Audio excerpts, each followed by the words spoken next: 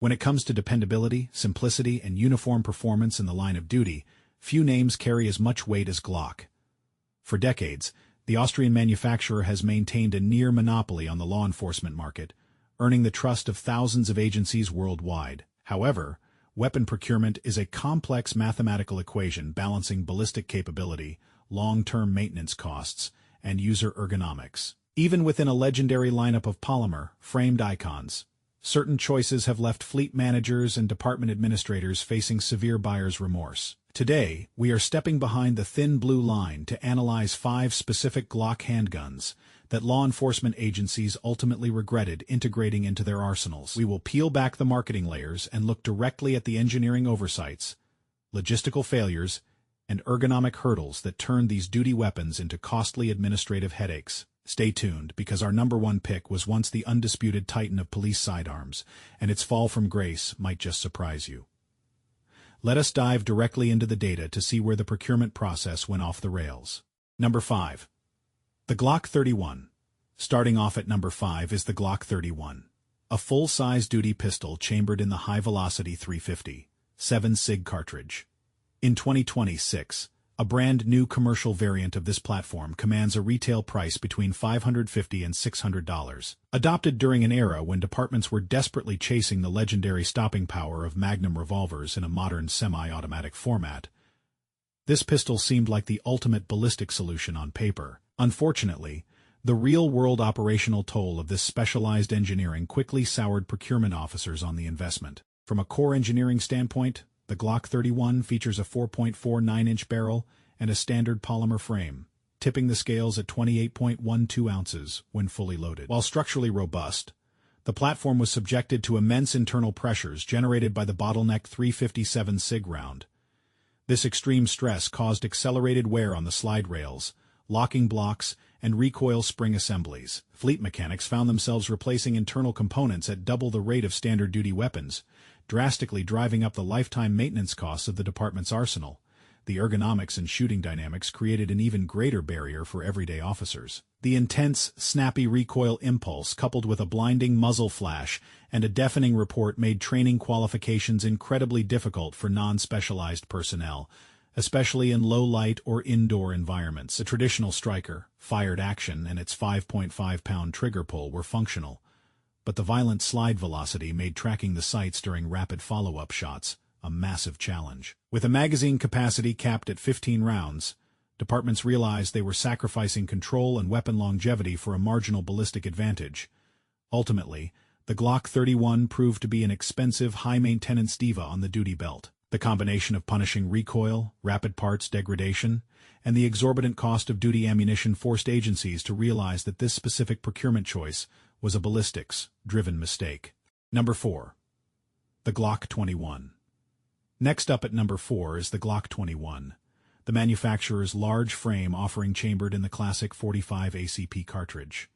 In 2026, the latest Generation 5 variant of this heavy hitter retails for approximately $620. Driven by a cultural preference for big-bore cartridges and a desire for maximum terminal performance, numerous sheriff's departments and municipal agencies issued this pistol as their standard-issue sidearm, only to encounter severe logistical roadblocks regarding user compatibility. Mechanically, the Glock 21 is built like a tank, utilizing a cold hammer, forged 4.61-inch barrel, and weighing nearly 30 ounces when completely empty. To accommodate the wide, straight-walled 45 caliber cartridge, Glock engineers had to scale up the entire geometry of the pistol. This resulted in a significantly wider slide and a deeply thickened polymer frame. While this massive construction easily soaked up the rolling recoil of the cartridge, it turned the weapon into a cumbersome, heavy brick that caused noticeable hip and back strain for officers during long 12-hour shifts. The primary point of regret for departments stemmed from the weapon's restrictive ergonomics.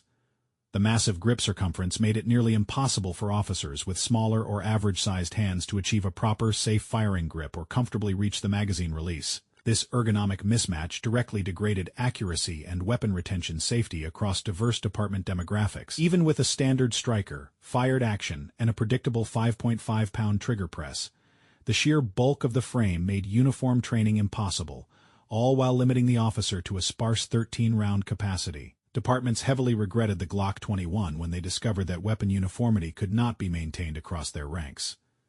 The administrative realization that a significant percentage of their force could not safely handle the oversized frame forced costly transitions to more adaptable platforms. Number 3. The Glock 42, taking the third spot on our countdown, is the ultra-compact Glock 42, chambered in .380 auto. In 2026, this pocket-sized polymer pistol carries a retail price point of around $400 to $450. Intended to serve as a deep concealment backup gun for undercover operators and plainclothes detectives, major agencies rushed to purchase these single-stack pistols to replace aging snub-nosed revolvers, expecting the legendary reliability of a full-sized Glock in a miniature package, engineered with a slender 3.25-inch barrel and weighing a feather, light 13.76 ounces empty.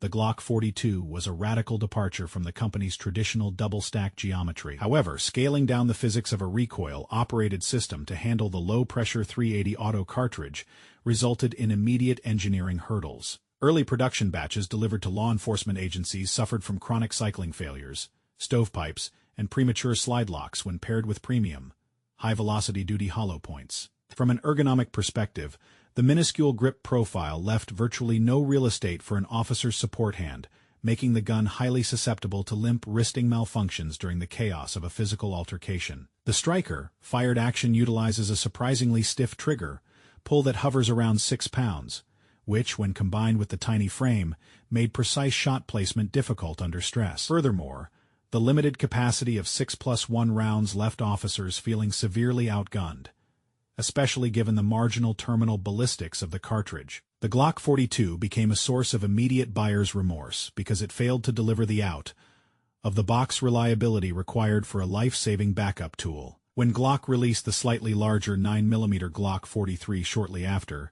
departments realized they had prematurely spent their budgets on an underpowered and finicky platform. Number 2. The Glock 37 climbing to the number 2 spot is the Glock 37. A handgun designed around a proprietary engineering experiment known as the 45 GAP, or Glock automatic pistol cartridge. While largely phased out of active production, specialized department contract pricing and remaining factory stock sit right around $570 in 2026. In a bold bid to achieve the ballistic performance of a 45 ACP within a standard 9mm sized handgun frame, several prominent state police agencies adopted this platform as their primary duty weapon, a decision that resulted in a total logistical catastrophe. The core engineering of the Glock 37 featured a 4.49-inch barrel mounted on a frame structurally identical to a standard Glock 17. To handle the high pressures of the shortened proprietary 45 caliber round, engineers had to drastically widen and add mass to the steel slide. This top-heavy configuration threw off the natural balance of the handgun, making it feel clumsy and front-heavy when clearing buildings or executing vehicle extractions. Logistically, the weapon became an absolute nightmare for department administrators.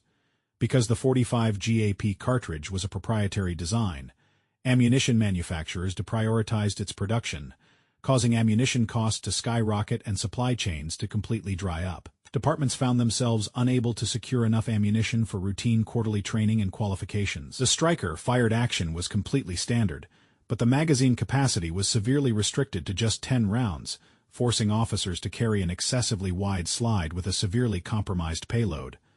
The Glock 37 stands as one of the most prominent examples of procurement regret in modern law enforcement history. Agencies that bought into the proprietary hype found themselves trapped with an obsolete, expensive-to-shoot platform that possessed zero secondary market value when they desperately tried to trade them in. Number 1. The Glock 22. Finally, taking the number 1 spot as the single most regretted Glock handgun purchase in law enforcement history is the Glock 22. In 2026, the newer Generation 5 versions retail between $580 and $650. This selection will undoubtedly shock many viewers because the .40 Smith & Wesson caliber Glock 22 was the undisputed dominant king of American law enforcement for over 2 decades. However, it is precisely because of its widespread adoption that the subsequent systemic failures and massive financial hangovers created the ultimate paradigm of buyer's remorse. Engineered with a 4.49-inch barrel and weighing 25.8 ounces empty, the early Generation 3 and Generation 4 models were essentially 9mm frames fast, tracked to handle the much harsher pressures of the .40 caliber. Over years of hard service, this structural mismatch caused severe frame flexing and premature parts breakages, including sheared locking block pins and catastrophic slide failures. When Glock finally engineered the Generation 5 model to properly handle the cartridge, they thickened the slide so much that the pistol would no longer fit into millions of dollars worth of existing department-issued duty holsters, forcing agencies into an expensive equipment replacement loop. Ergonomically, the sharp, violent torque of the .40 cartridge caused a measurable drop in officer accuracy scores and qualification pass rates across the board compared to modern 9mm alternatives. The rapid slide velocity increased wear and tear not just on the weapon, but on the joints of the officers training with it. With modern bullet technology allowing 9mm duty ammunition to match the terminal performance of the .40, departments realized they were punishing their officers with worse ergonomics, excessive muzzle flip, a lower 15-round capacity, and drastically shortened weapon lifespans for absolutely no tactical benefit. The Glock 22 takes our top spot because the sheer scale of its retirement has cost taxpayers and police budgets millions of dollars in premature trade, ins and holster reindexing. The massive industry-wide migration away from this platform highlights a deep systemic regret over spending decades tethered to a punishing and structurally taxing caliber. Navigating the complex world of duty, Grade Firearms proves that even the most reputable manufacturers can produce platforms that fail to align with the logistical and ergonomic realities of modern law enforcement. The history of these 5 Glock models serves as a powerful reminder that a sidearm must be evaluated not just by its individual ballistic potential, but by its long-term cost, ease of training, and universal adaptability. Mechanical engineering has evolved beautifully, and today's duty market offers highly refined options that avoid the pitfalls of the past. What is your take on our countdown? Do you think the logistical headache of the .40 caliber justifies the Glock 22 taking the top spot? Or do you feel the proprietary 45 GAP was a far worse blunder? Drop your thoughts in the comments section below, share your own experiences with these platforms, and let us get the conversation rolling. If you found this deep dive analysis valuable, please give this video a like, subscribe to our channel, and click that notification bell so you never miss our premium tech journalism and tactical breakdowns. Thank you for spending your time with us, and we will catch you on the next one.